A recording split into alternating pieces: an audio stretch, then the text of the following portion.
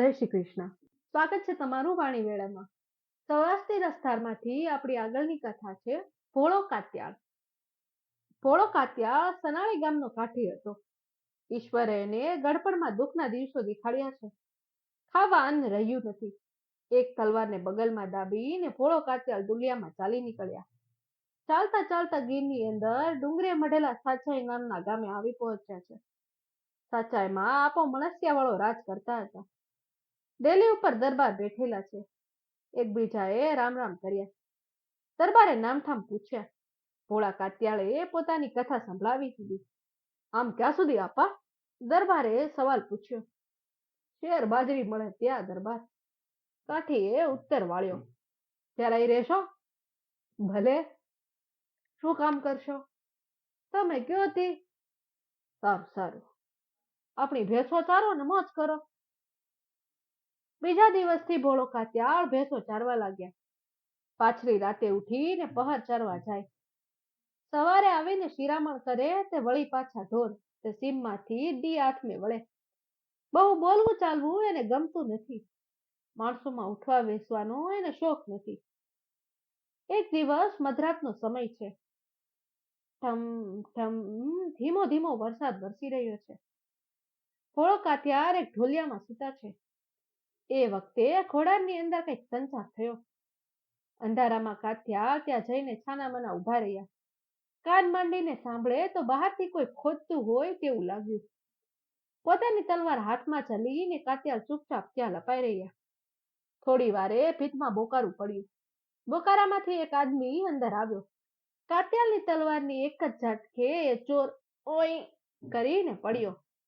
અંદર એ અવાજ થયો એટલે બહાર ઉભેલા બીજા 3 જુવાનો ભાગ્યા. કાત્યાળ તો ત્યાં ને ત્યાં જ ઉભા રહ્યા.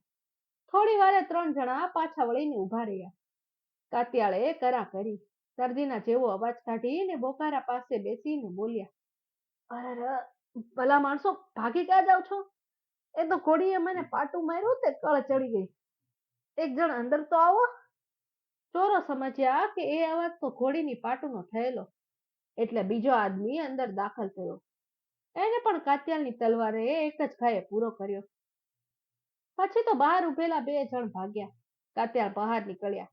તેઓ ભાગનારની પાછળ દોટ મૂકીને એકને પૂરો કર્યો. બીજો હાથમાં ન આવ્યો એટલે તલવારને પીછીથી પકડીને કાત્યાળે છૂટો ઘા કર્યો.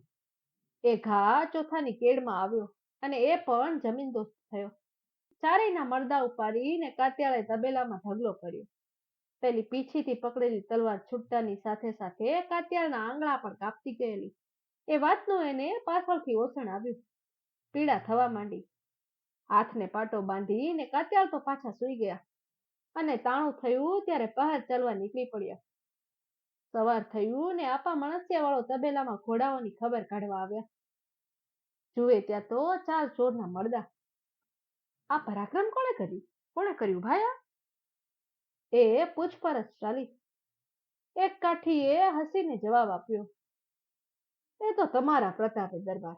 એમાં શું મોટું કામ કરી નાખ્યું?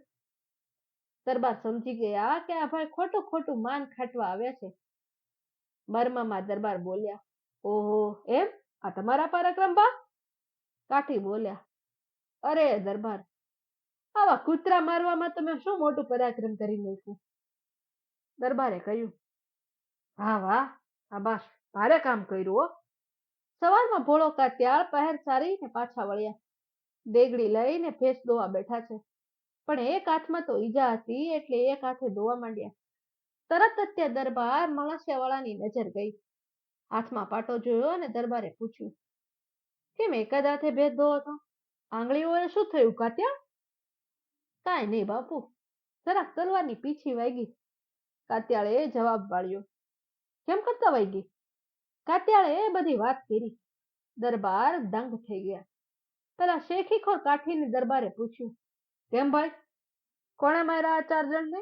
તમે તો બહુ બળાઈ ખાટતા હતા તે. નિર્લજ કાઠીએ જવાબ દીધો. અરે બાપુ, 4 માણસોના ખૂન માંથી લેવા કઈ હેલા પડ્યા? બીજા કોઈની હિંમત આવેલી હતી કે? આખો દાયરો હસી પડ્યો અને દરબારે પણ ટોણો માર્યો. એમ કે કાઠી ભાંગે તોય ભળનો દીકરો કે? ભોળા કાત્યાળને દરબારે તલવાર બંધાવી અને પોતાની હજુરમાં રાખ્યા. ગામમાં થોરી લોકોની વસ્તી વધારે હતી. એમાં એક થોરીની નજર બીજી થોરીની બાયડી ઉપર હતી. પણ પારકાની સ્ત્રીને શી રીતે પરણી શકાય? દરબાર મારી નાખે. એક દિવસ દરબાર પાસે આવીને થોરીએ 2 સારી ભેંસો ભેટ ધરી. દરબાર ખુશ ખુશ થઈ ગયા. થોરીએ પોતાનો ઈરાદો જણાવ્યો. દરબારે પણ ભેંસો મળી હતી તેની મોજમાં ને મોજમાં જવાબ આપ્યો. હવે જાવ ને, તમે કોળા ગમે તે કરી લ્યો ને. થોરીએ પેલી પારકી બાયડીને ઘરમાં બેસાડી. ભોળા કાત્યાળ ગામ ગયા હતા. તેણે ઘેર આવીને આ વાત સાંભળીને દરબારને બહુ ઠપકો દીધો. એ બાઈનો ધણી ગામ ગયેલો ત્યાંથી પાછો આવ્યો. સાંભળ્યું કે પોતાની સ્ત્રી પારકા ઘરમાં છે અને દરબારને પણ 2 ભેંસો સારી મળી એટલે દરબારે પણ રજા આપી છે. ઉશ્કેરાયેલો થોરી દરબાર પાસે ગયો. જઈને કહ્યું, બાપુ, આમ કરવું ઠીક લાગ્યું તમને? તમારે ભેંસોની જરૂર હતી તો મન કા ના કીધું? હું આખું ખડું લાવીને હાજર કરત, પણ મારું ઘર ભાંગ્યું. દરબારે ઉડાવ જવાબ વાળ્યો. થોરીએ કહ્યું, પણ બાપુ, ભેળના દૂધ ખારા લાગશે હો. દરબાર ખીજાઈ ગયા. જા ગોલકા, તારાથી થાય એ કરી લેજે. થોરીએ બારવટું લીધું. ત્યારથી દરબાર એકની એક જગ્યાએ 2 રાત સૂતા નથી. રોજ પથારીની જગ્યા બદલે. ડેલી ઉપર દરબાર ચોકી રાખે. એક દિવસ ચોરીએ દરબારગઢ ઉપર આવીને ખપેડા પાડ્યા. દરબારના પલંગ ઉપર બંદૂક ફોડી અને ભાગી ગયો. પણ થોરીનો ઘા ખાલી ગયો. દરબાર તે દિવસે બીજે ઠેકાણે સૂતેલા. આખો દાયરો સવારે જમવા બેઠો છે. કોઈ બહારનો મહેમાન નથી, તેથી દરબારના વહુએ આવીને દાયરાની કેટલાક કડવા વેણ સંભળાવ્યા. મીણા માર્યા કે દૂધ ચોખા ખાતા શરમ નથી આવતી દાયરાને? ભોળા કાત્યાળ કમકમી ઉઠ્યા. પોતાની દૂધની તાળી ઊધી વાળીને સોગંદ લીધા. બીજે દિવસે માણસો ગોઠવીને રસ્તો રોકી લીધો. ઠેકાણે ઠેકાણે ઓરડા બંધાવ્યા. એક માર્ગ ઉપર એક બીજા જણને લઈને ભોળા કાત્યાળ બેઠા છે. રાતનું ટાણું થયું. કાત્યાળે જોયું તો આઘે આઘે ઝાડની ઘટામાં દેતવાનો કોઈ અંગારો ઝબૂકતો હતો. એને લાગ્યું કે દુશ્મન હાલ્યો આવે છે. એ તો અંગારો નહીં, પણ દુશ્મનના બંદૂકની જામગીરી ઝગમગે છે. થોરી ચાલ્યો આવે છે. કાત્યાળ બરાબર વાટ જોઈને બેઠો છે. એટલામાં પાસે બેઠેલા માણસથી બોલી જવાયું, એ આવ્યો. કાત્યાળે એના મોઢે આડો હાથ દેવા લાગ્યા, પણ થોરી સાંભળી ગયો.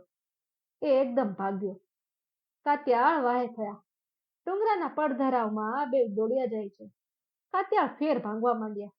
શેત્રુજી ઢુકડી આવી એટલામાં કાત્યાળ પહોંચી ગયા અને તલવારનો ઘા કર્યો. બરાબર જનોય વેઠ તલવાર પડી. થોરી કૂદીને શેત્રુંજીમાં પડ્યો. કાત્યાળ વાહે પડ્યા. થોરી સામે કાંઠે નીકળી કાંઠો ચડવા નાનકડું ઝાડ ઝાલે છે. દોડતો દોડતો થોરી પાણીમાં કાત્યાળના પગ પાસે આવી પડ્યો. કાત્યાળે તલવાર ઉપાડી કે થોરીએ બૂમ પાડી, કાકા, હવે ઘા કરોમાં, તમારો એક જ બસ છે. કાત્યાળે તેને બાંધી લીધો.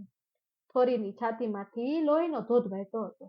પોતાનો ફેટો ફાડીને કાત્યાળે એના જખમ ઉપર જોરથી બાંધી દીધો. તેલીએ દરબાર બેઠા હતા ત્યાં થોરી આવીને હોકો માંગીને પીવા લાગ્યો. આખી રાત હોકો પીતા પીતા થોરીએ થોડીક આગ પીતી કહી, બાપુ, મેં ગામમાં ચારણના ઘરમાં ખાતર કાઢી હતી. ચારણ ને ચારણી ભર નિંદ્રામાં સૂતેલા. રૂપાળી અંધારી રાત હતી. થોડોક ખડખડાટ થયો એટલે ચારણ જાગી ઉઠો. હું તરત તે ઘોડી બાંધી હતી એની પાછળ હંતાઈ ગયો. ઘોડી ફરડકા બોલાવતી હતી એટલે ચારણ સમજ્યો કે કંઈક સાપ જેવું જાનવર નીકળ્યું છે. ઘોડીને બુચકાતો બુચકાતો ચારણ પરખે આવ્યો. મારા મનમાં થયું કે હમણાં મને છેતરીને પકડી લેશે. હું દોડીને ચારણને બાજી પડ્યો અને એના પેટમાં મેં છરો ઉતારી દીધો. હું ભાગીને એ બાકોરામાંથી બહાર નીકળવા જાઉં ત્યાં તો પેલી ચારણી જાગી ગઈ. દોડીને મારા પગ પકડી રાખ્યા. મેં પાછા વળીને બાયની ઘાયલ કરી દીધી. હું તો ભાગી છૂટ્યો, પણ એ ચારણી પડદે પડ્યા. બાઈ તો બીજે દિવસે ગુજરી ગઈ, પણ ચારણને કોઈ એ વાતના ખબર દેતા નથી. પળે પળે ચારણ પૂછે જાય છે, ચારણીને કેમ છે?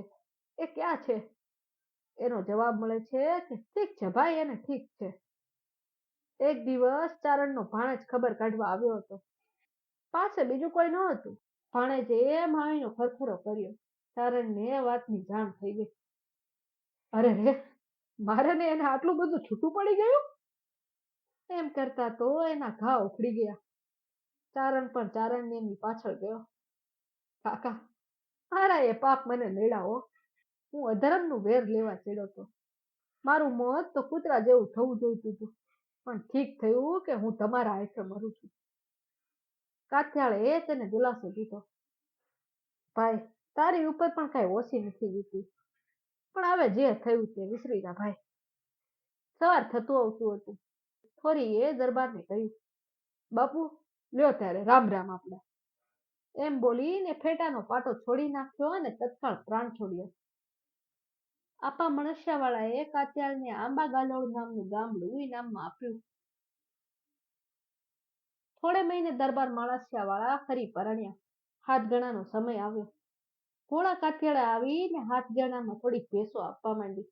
દરબારે મોં ફેરવી લીધું. કાત્યાળે પોતાની ઘોડી દેવા માંડી, પણ દરબારે મોં ફેરવેલું જ રાખ્યું. કાત્યાળના મનમાં વહેમ આવ્યો કે હા, દરબારને પોતાના દીધેલા ગામનો લોભ લાગ્યો લાગે. લ્યો બાપુ, હાથ કાઢો, આંબા ગાલોડ પાછું આપું છું. ભોળા કાત્યાળ, કાઠીના દીકરા છો એ ભૂલોમાં. તે દિવસે થોડી ભેંસો લઈને થોરીનું ઘર ભાંગ્યું હતું, એનો એ મળસિયા વાળો આજ નથી રહ્યો હો. મારે તમારા ગામનો લોભ નથી. ત્યારે બાપુ, હાથ કાઢો, લ્યો. બીજું તો કાંઈ નહીં, પણ આ માથું હાથ ગણામાં આપું. બસ ભોળા કાત્યાળ, બસ. દરબારનું મન સંતોષ પામ્યું. 2 વર્ષ વીતી ગયા છે. આંબા ગલોળે ખળા ભરાતા હતા. ભોળા કાત્યાળ ત્યાં તપાસવા ગયેલા. પાછળથી સાંચાઈ ઉપર જુનાગઢની ચડાઈ આવી. તરઘયા ઢોલ વાગવા લાગ્યા. દરબાર લડાઈની તૈયારી કરે છે.